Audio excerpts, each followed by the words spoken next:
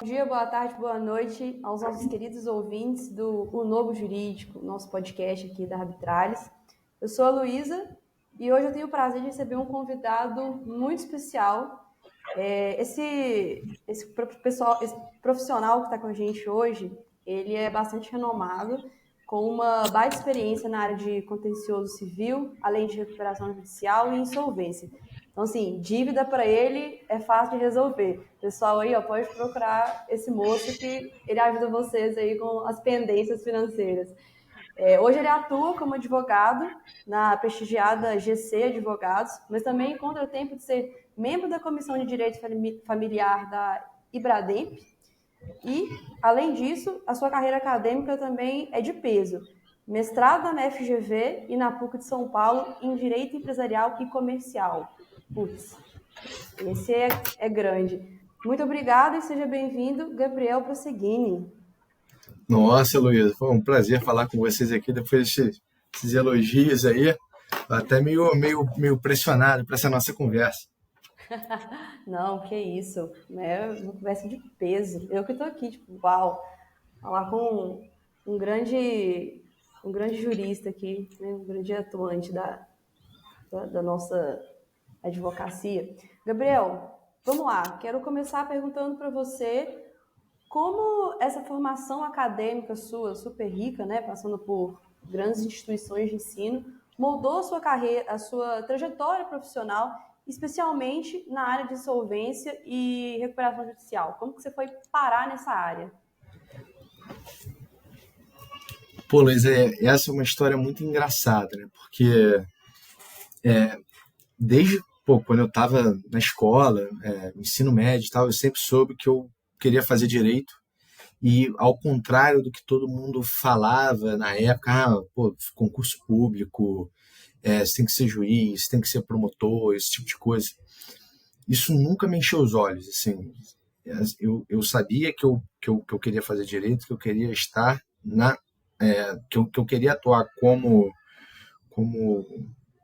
advogado e assim, eu só não tinha noção da área, né? E aí, enfim, quando eu comecei a faculdade, fiz o meu primeiro estágio no fórum, acho que no primeiro período ainda, ou no comecinho lá do segundo. Eu estagiei na vara de fazenda pública. E aí, pô, eu achava o máximo lá as demandas, pô, direito tributário e tal. Então, eu, assim, aquilo me encheu os olhos e eu falei, cara, eu quero ser advogado tributarista. E Logo no aí, primeiro período de direito, já quis ser advogado tributarista. exato, assim, bem lá no comecinho eu achava o máximo. E aí eu falei, cara, tem que ir pro escritório, deixa eu começar a achar algum estágio nessa área, porque assim, eu sempre, e aí só um parêntese, né? Eu sempre fui muito, eu sempre pensei assim, cara, não tem nada melhor para te ensinar do que a prática. Assim, você, sem a vivência prática, você pode ser o cara, acho que mais brilhante do mundo. Se você não souber como aplicar aquele conhecimento ali que você teve, que você construiu, você dificilmente vai ser um bom profissional, né? Porque, né, é aquilo, né? Na prática a teoria é outra.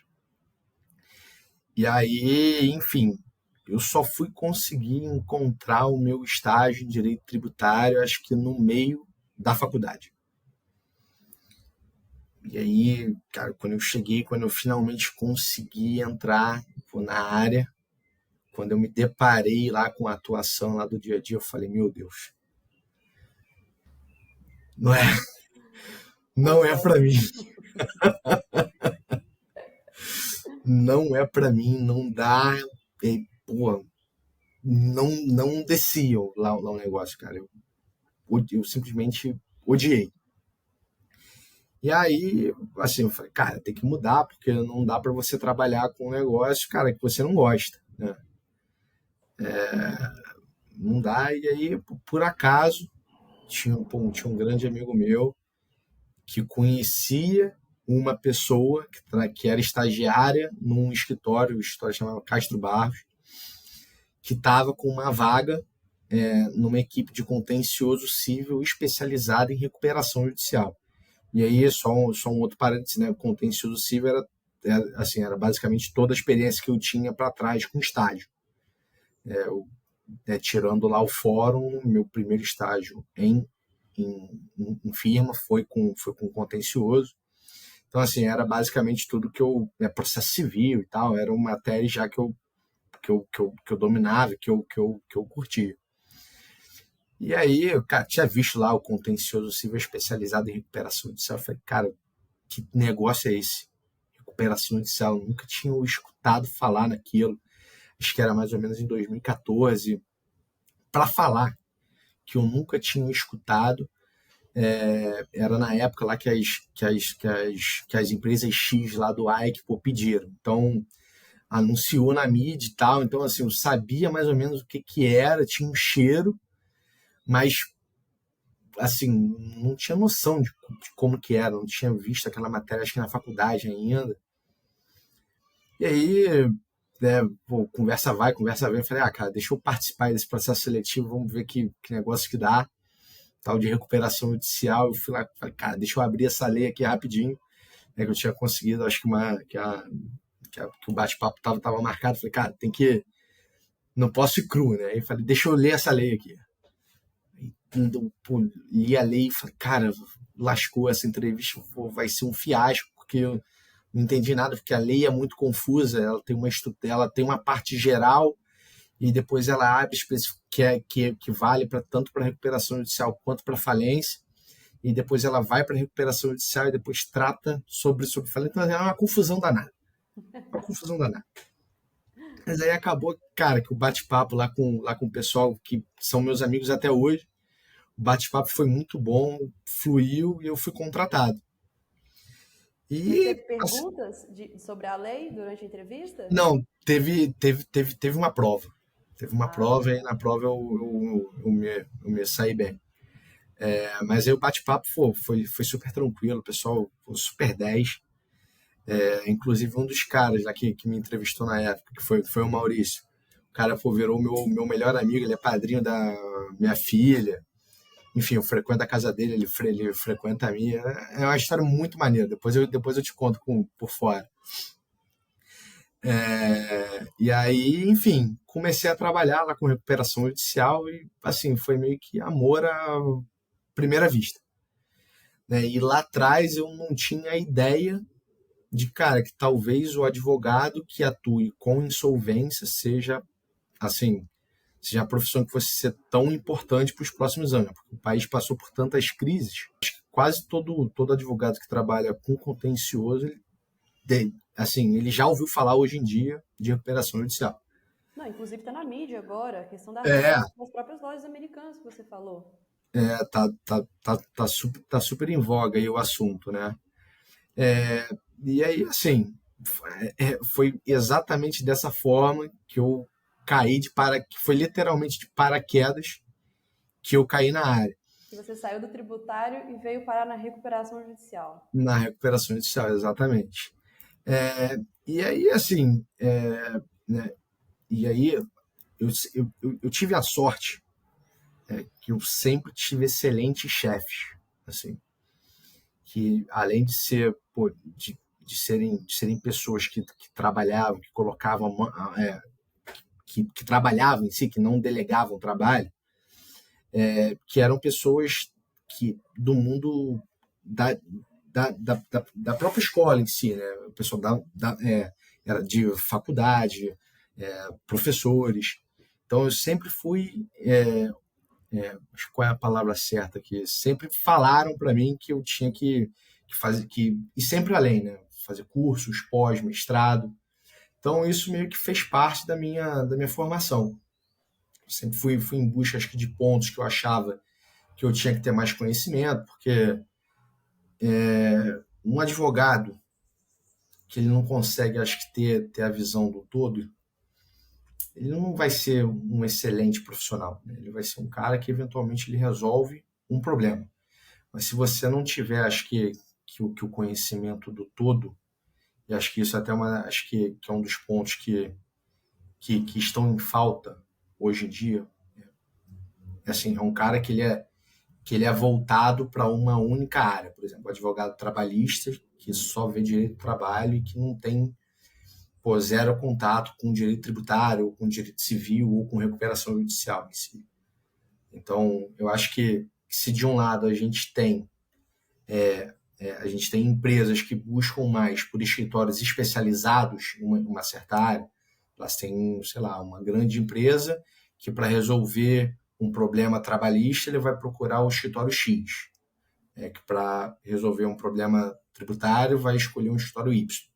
Mas talvez esses profissionais, por mais que eles sejam especializados naquilo, eu vejo que falta gente com conhecimento do todo, né? E aí isso foi algo que eu vi lá atrás e que eu queria ser, não queria ser assim. Você fala da E questão de aí, que você acha que a multidisciplinariedade é o que deveria, as pessoas deveriam procurar mais. profissionalmente falando, eu entendo que sim. Entendo que sim. E isso, eu te perguntei isso porque essa visão, na verdade, você está falando muito mais voltado para a advocacia, e na advocacia, às vezes, fica muito segmentado. Se você é profissional do empresarial, você só sabe empresarial, você é o expert, mas você não sabe, assim, Código Penal você abriu uma vez na aula de Direito Penal na faculdade e nunca mais. Penal é um bom exemplo também, né? É um bom exemplo. É um bom Mas exemplo.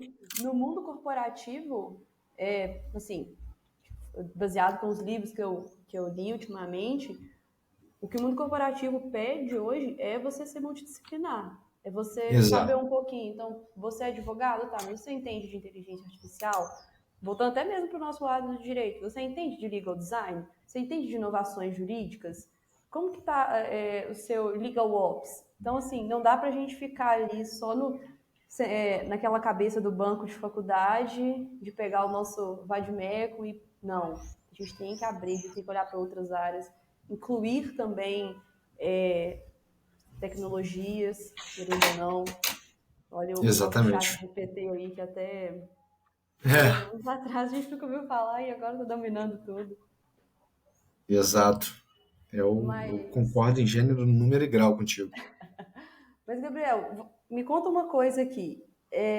Você consegue compartilhar comigo algum caso de destaque assim na sua carreira envolvendo um processo de recuperação judicial? Por um acaso você é advogado aí das lojas americanas? Tô brincando.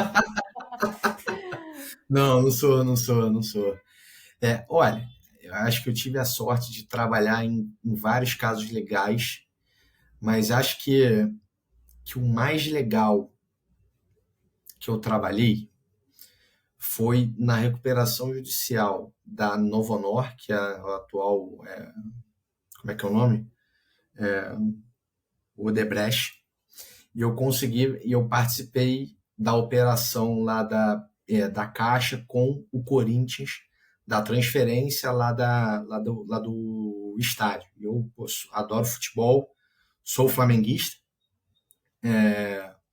mas participar disso tudo aí foi uma operação muito interessante, porque a gente teve que alinhar por vários instrumentos, foram vários escritórios participando, muita troca de minuta, trabalho intenso, muita gente qualificada junto.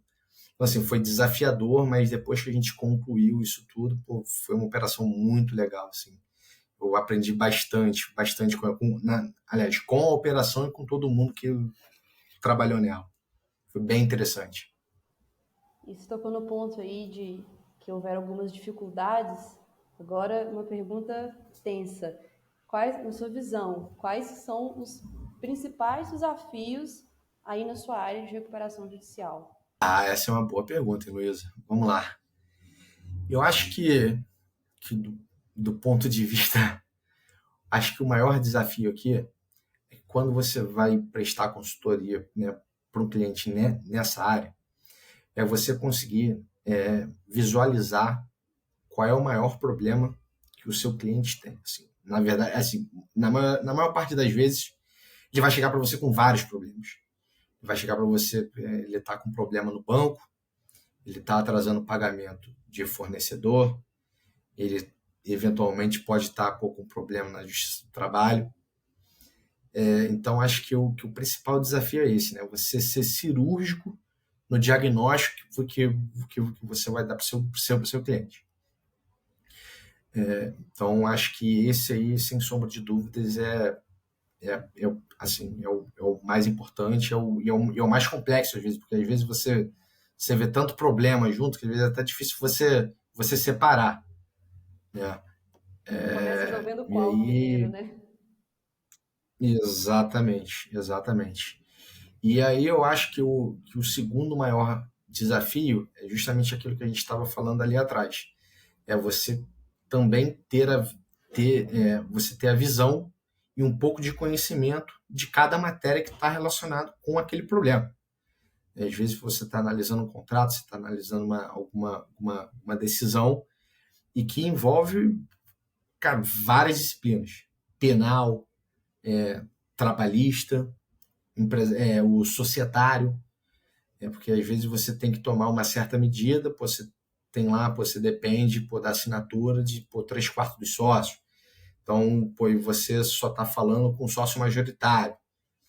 Então, e aí é por isso que eu falo, né, que aquele conhecimento de várias disciplinas é Oi, oi. essencial. Então, acho que o mais importante mesmo são esses Eu dois acho que pontos. você. Mas vamos lá, Gabriel. Falando desses desafios, né, que você mencionou, como que vocês aí na GC Advogados fazem para poder contornar esses desafios e aproveitar melhor as oportunidades? Acho que é basicamente o seguinte, essa é uma pergunta difícil, mas eu acho que aqui, acho que isso pode ser visto acho que com dois pontos. Né? Primeiro, é com relação aos profissionais que você contrata. Né? Acho que isso está diretamente ligado com a qualidade, com as pessoas que você traz para o time. Então, você trazer bons advogados, fazer bons processos seletivos, que na verdade que é difícil também, né? É uma caixinha de surpresa quando você contrata alguém. Mas acho que a gente resolve isso trazendo bons profissionais e tendo sócios, pessoas mais sêniores que efetivamente atuam ali, né? Que fazem parte do time, que colocam a mão na massa. Porque é isso, assim, você só faz um bom trabalho, supera todos esses desafios, faz um serviço de qualidade, cara, quando o sócio está lá, colocando a mão na massa, orientando-se, fazendo presente, não tem. Bom, eu acho que do meu lado aqui eu não vejo uma fórmula que tem de sucesso para uma firma que não passe por isso. Isso vai muito naquilo que você falou das boas lideranças que você teve durante a sua trajetória profissional, né? Quando não só, é muito bom quando a gente tem líderes que nos impulsionam, que são líderes e não chefes, né? Essa comparação que rola muito pela internet. Verdade. E quando você tem todo mundo remando por um mesmo objetivo, com certeza as coisas ficam muito mais fáceis, elas se desenvolvem muito melhor.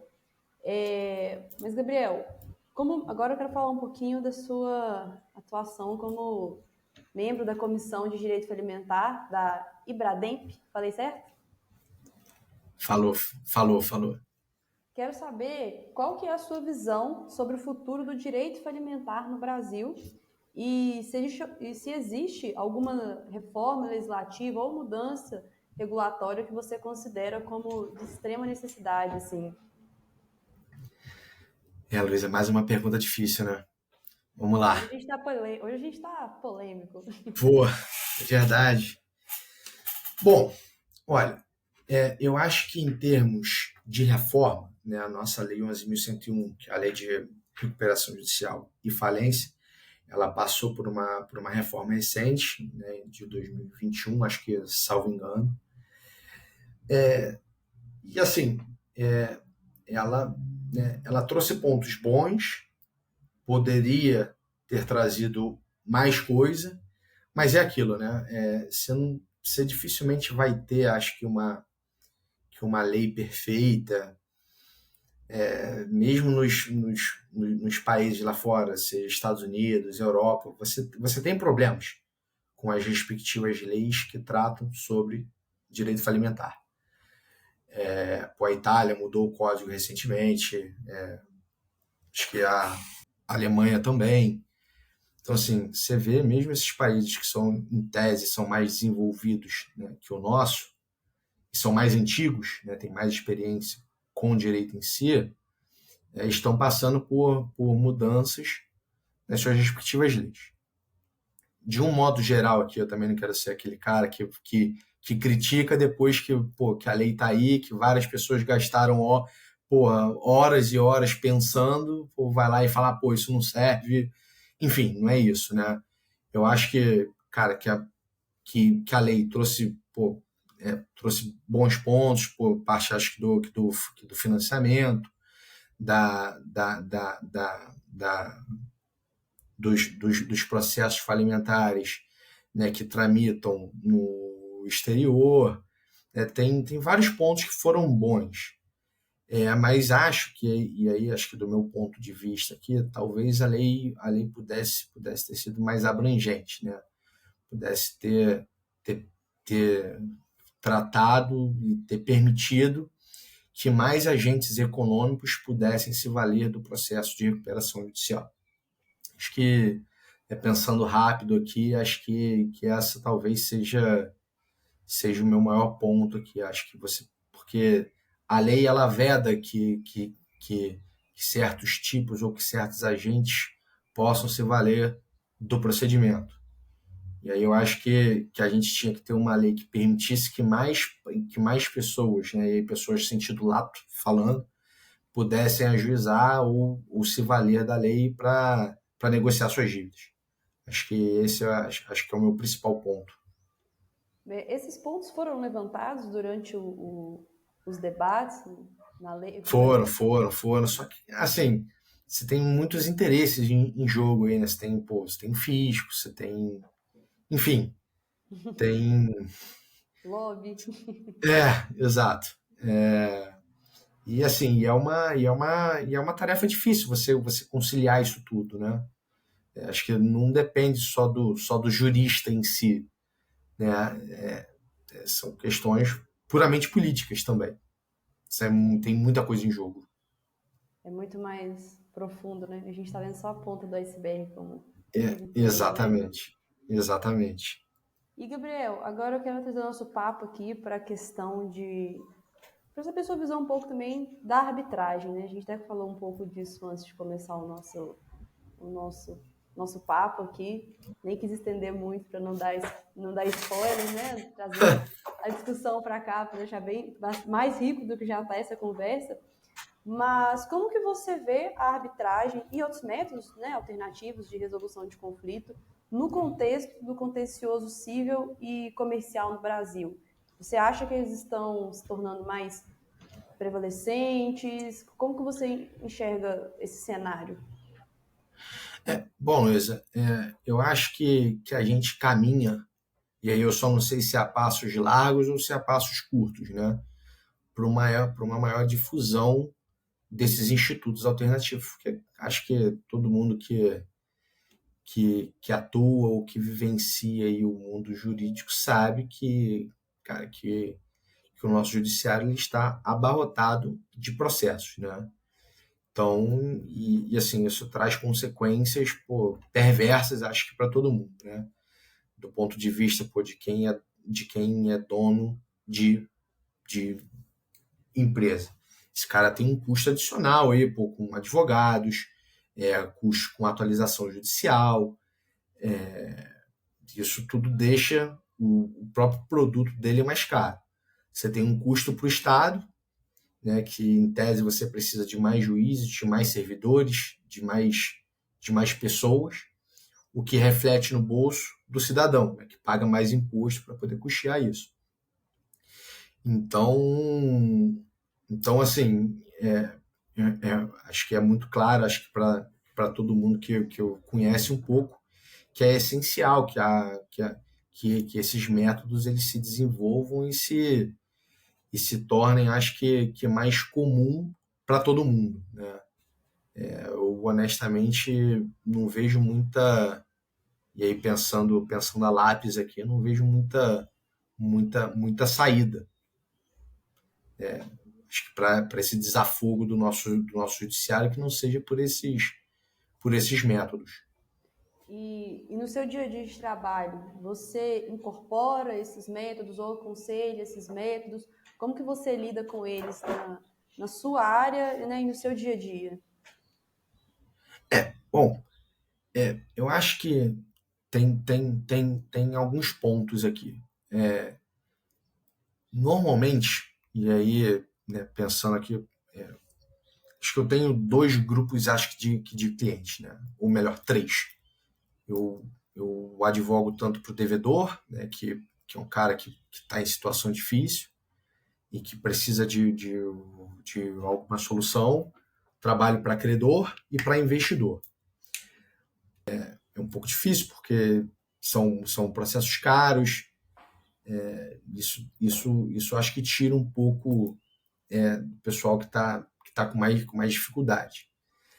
Agora, né, acho que se eu tenho um investidor que eu vou discutir um SPA ou algum contrato que seja mais complexo, assim, eu não tenho dúvida que eu vou querer, via de regra, eu prefiro fugir do judiciário. Justamente porque, cara, eu vou ter uma demanda muito mais complexa ali que talvez um juiz ele não tenha tanto contato, ele tenha mais dificuldade, né? Então, pelo menos, acho que eu vou ter um processo em tese mais técnico.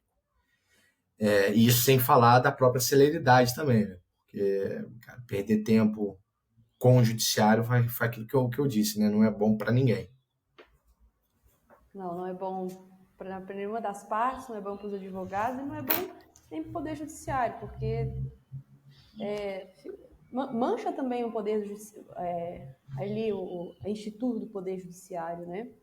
E, Gabriel, para finalizar, mas não menos importante, para os nossos queridos estudantes de direito, que um dia fomos, né? E jovens profissionais recém-formados que estão nos ouvindo, quais conselhos que você pode oferecer para aqueles que desejam seguir uma carreira semelhante à sua, particularmente no campo do contencioso civil e recuperação judicial? Acho que o primeiro passo é não gostar de direito tributário, né? Verdade, verdade. Bom, você pode gostar um pouquinho, mas preferir o contencioso. Bom, vamos lá. Eu acho que o ponto principal aqui é nunca parar de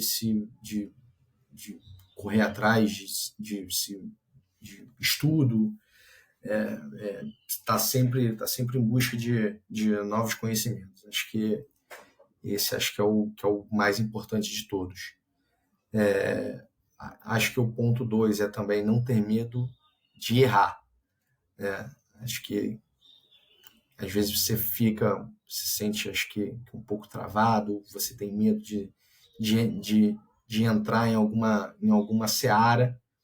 Acho que o principal, que é um bom ponto, não tenha medo, né? Vá fundo.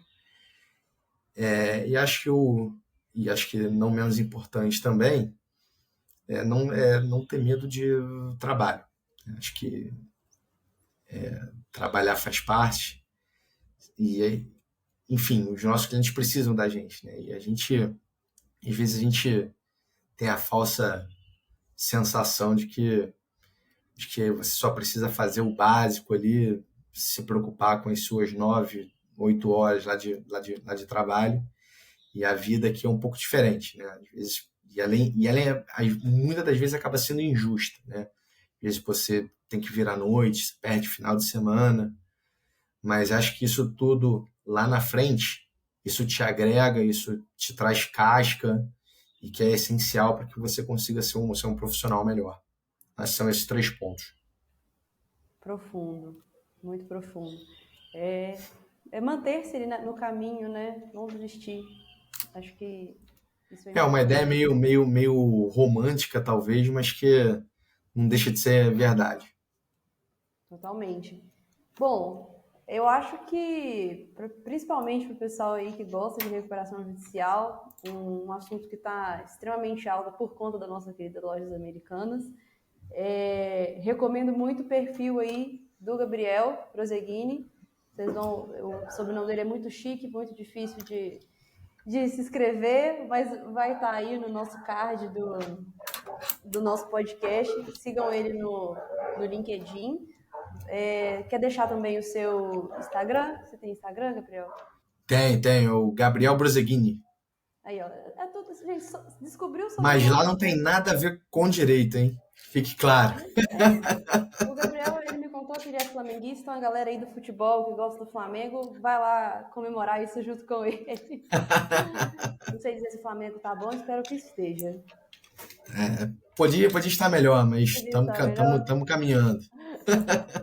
Gabriel, agora falando sério, muitíssimo obrigado pela sua presença. Nosso papo aqui foi riquíssimo. E agradeço a todo mundo também aí, nossos ouvintes do Novo Jurídico, por mais esse episódio. E um abraço a todos. Que isso, Luísa. Que fico grato aqui,